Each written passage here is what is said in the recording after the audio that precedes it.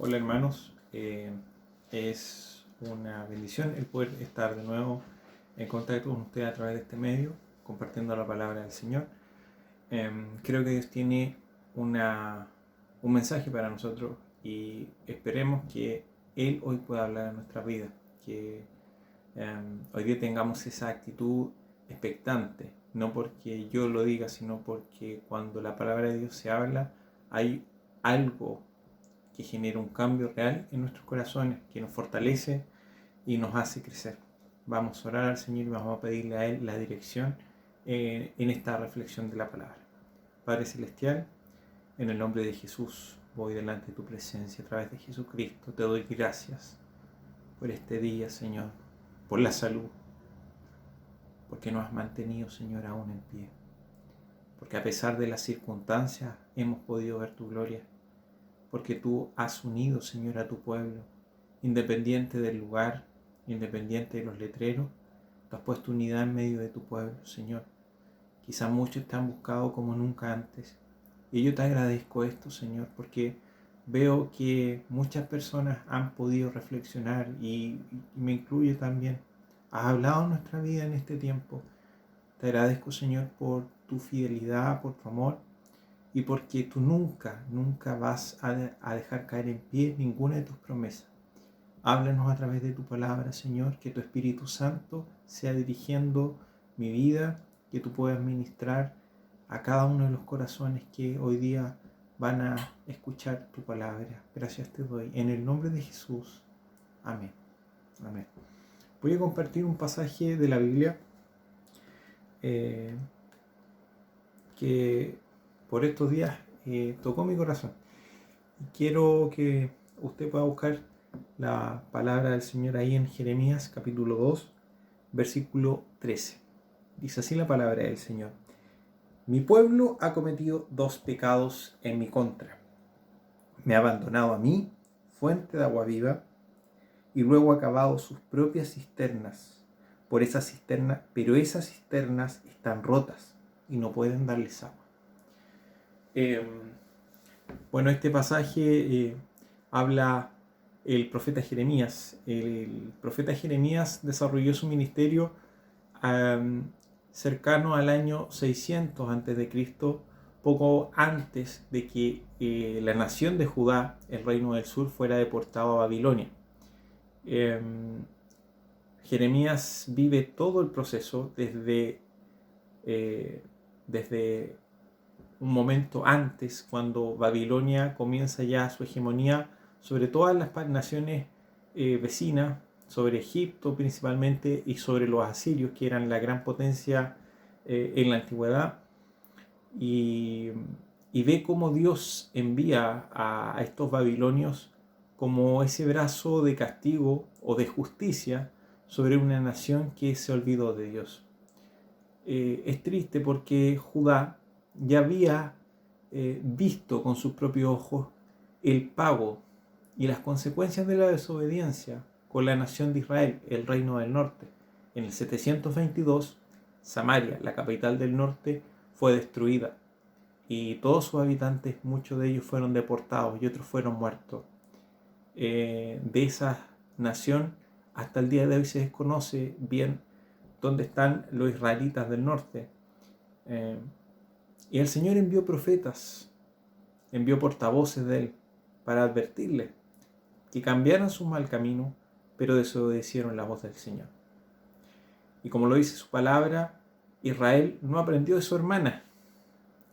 Vio las consecuencias del pecado, vio las consecuencias de la desobediencia, de lo que era tener una actitud incluso muchas veces pasiva, no activa incluso, pero pasiva, de observar cómo la nación se dirigía hacia la idolatría, olvidándose de Dios. Y el Señor le muestra el juicio a Jeremías, un juicio que ya era inminente. Y el profeta de Dios, que tenía como misión también denunciar los males de toda su nación, haciendo un llamado a volverse al Señor, los acusa de lo siguiente, lo acabamos de leer. me ha abandonado a mí, fuente de agua viva, y luego ha cavado sus propias cisternas, pero esas cisternas están rotas. Hermano, siendo bien honesto, si pecar fuera algo desagradable para nosotros, claramente no pecaríamos. Sabemos que el pecado es algo que destruye nuestra comunión con Dios. Sabemos que el pecado es algo que Dios en su santidad detesta, que ni siquiera puede observar, dice la palabra de Dios, ni siquiera puede mirar el pecado porque Él no lo resiste. Y aún así nosotros pecamos. Aún así nosotros seguimos cometiendo los mismos errores una y otra vez. Y el Señor quiere hoy día que reflexionemos y sumemos y juguemos un poquito a las matemáticas. Nos dio inteligencia, razonemos. Pensemos en lo siguiente. ¿Qué persona en su sano juicio, imagínese usted vive en un desierto, abandona un terreno donde hay una fuente que fluye y que nunca se agota, para irse a otro lugar a construir un pozo o hacer una cisterna que acumule agua lluvia, que es un agua sucia, y además esa cisterna está rota? ¿Qué persona en su sano juicio lo haría? Por eso la palabra de Dios dice que el hombre sin Dios es como una bestia. Porque no razona. Porque aquellos que se jactan y dicen yo hago lo que quiero con mi vida, la palabra de Dios en realidad dice que ellos son esclavos del pecado. Personas que perdieron su juicio, su capacidad de decisión, que ya no toman decisiones, sino que son víctimas, no sé si víctimas, pero están en pos de sus instintos, los que le dicta su carne. En el Antiguo Testamento hay un pasaje, ¿cierto?, donde un hombre fue capaz de vender su primogenitura. La mayor bendición en la antigüedad que podía tener un hijo era recibir la bendición de la primogenitura, porque le daba el liderazgo, ¿cierto?, sobre su familia en tiempos de guerra, el liderazgo en el culto y además una doble porción de la herencia. Y este hombre vendió eso por un plato de lentejas. Porque en un momento tuvo hambre. ¿Y qué piensa uno? ¿Tengo hambre? ¿Cómo? Y ese es el principio que hoy rige la sociedad. Si tú quieres algo, tómalo. Si te produce placer, hazlo. Si lo necesitas, lo buscas y lo tomas. Y lo haces, listo. No pienses en consecuencias. Disfruta tu momento, el hoy. Pero la palabra de Dios nos enseña a pensar mucho más allá de lo que sentimos o queremos. Porque la palabra de Dios dice que el corazón del hombre es engañoso. No nos podemos dejar dirigir, ¿cierto?, por lo que dicte nuestro cuerpo, lo que dicten nuestras emociones. Porque como dice también la Biblia, hay caminos que al hombre le parecen buenos, pero son caminos de muerte. Y la nación de Israel abandonó a esta fuente de agua viva por una cisterna rota. El problema es que cuando pecamos estamos totalmente cegados. Me gusta mucho el libro de Romanos, cuando al hombre lo hace pesar, ¿cierto? Y le dice, tú tienes dos señores. Uno es el pecado y el otro es Dios. Sumemos, hagamos un balance y termina concluyendo en el capítulo 6, versículo 23, dice, el pecado da como pago la muerte, pero Dios da como regalo la vida eterna en unión con nuestro Señor Jesucristo. O sea, tenemos dos patrones. Imagínate usted está postulando un trabajo. Un patrón le está ofreciendo de pago la muerte y el otro patrón le está ofreciendo la vida eterna. ¿Dónde usted quiere trabajar? ¿A quién usted se va a someter? Uno dice, ¿cómo voy a elegir la muerte? ¿Cómo voy a ser capaz de tomar una decisión tan tonta?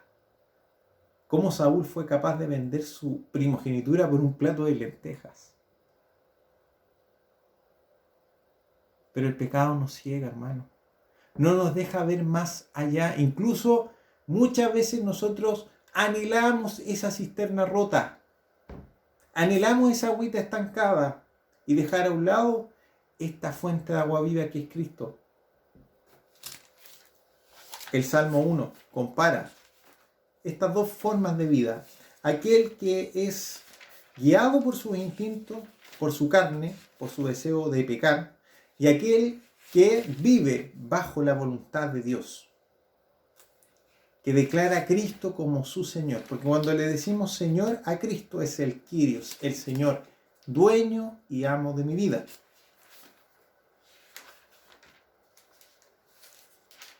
Nuestro pastor nos recordaba, en la antigüedad, los esclavos, cuando cumplían cierta cantidad de años, ¿cierto?, al servicio de un patrón, al cabo de esos años, si el esclavo tenía familia, tenía hijos, bueno, los esclavos no tenían ningún derecho. Entonces los hijos, las pertenencias que tenía el esclavo eran del patrón.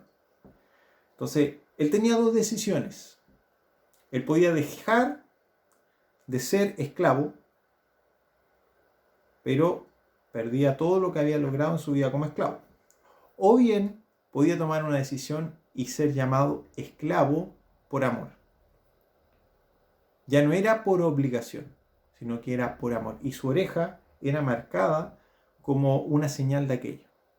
Por eso la Biblia dice que nosotros hoy día de Jesucristo somos esclavos, porque Él es nuestro Señor, pero no lo hacemos porque Él nos obliga a hacer las cosas, sino porque tú entiendes que el único camino de vida y lo único que te va a dar un futuro real, algo que valga la pena, es Cristo. No hay otro camino. Salmo 1. Lo voy a leer en la PDT. Afortunado el que no sigue el consejo de los perversos, ni el ejemplo de los pecadores, ni se une con los que andan burlándose de todo. Al contrario, le gusta la enseñanza del Señor y la estudia de día y de noche. Si una persona que no conoce a Dios evalúa esta lectura, le va a decir, tú lees la Biblia, qué pérdida de tiempo eso. Porque la gente no valora las cosas como Dios las valora. Y a veces nosotros queremos estar bien con el mundo y con Dios, cuando la palabra de Dios nos dice que siendo amigos del mundo, nos tornamos enemigos de Dios. Al contrario, le gusta la enseñanza del Señor y la estudia día y de noche. Mire el fruto de aquel que se guía por lo que Dios quiere y no por su propia decisión. Será tan fuerte como un árbol plantado junto a corrientes de agua fresca, que da su fruta en el momento adecuado y al que nunca se le caen las hojas. Le irá bien en todo lo que haga. No un éxito aparente, no un éxito del momento. Dice la palabra de Dios en todo. Todo lo que tú hagas te irá bien. En cambio pasa distinto con los que son perversos. Ellos son como paja que el viento se lleva lejos, van de un lado a otro, erráticos. Por eso, los perversos siempre serán declarados culpables y los pecadores no podrán sentarse junto a los justos. Porque el Señor protege a los justos, pero destruye a los perversos. Jesucristo hoy día te da vida y vida abundante. Yo te digo, quizás hoy día pecar es más atractivo para ti que seguir a Cristo. pero hay que pensar también en las consecuencias. Cuando David miró a Betsabé, que era una mujer casada, y la deseó en su corazón, cuando quiso acostarse con ella, no pensó en las consecuencias. Pero sí te puedo decir que él, a la luz de la palabra, se arrepintió profundamente de aquel acto, de no haber pensado bien las cosas, de no haber sopesado y decir, yo amo a Dios, ¿cómo voy a pecar contra Él?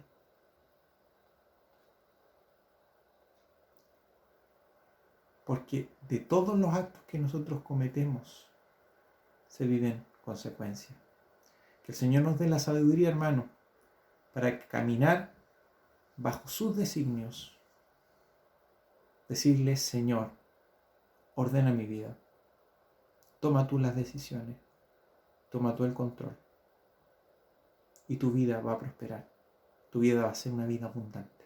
Ya no vas a ser víctima de tus mismas malas decisiones. La senda del justo es como la luz de la aurora.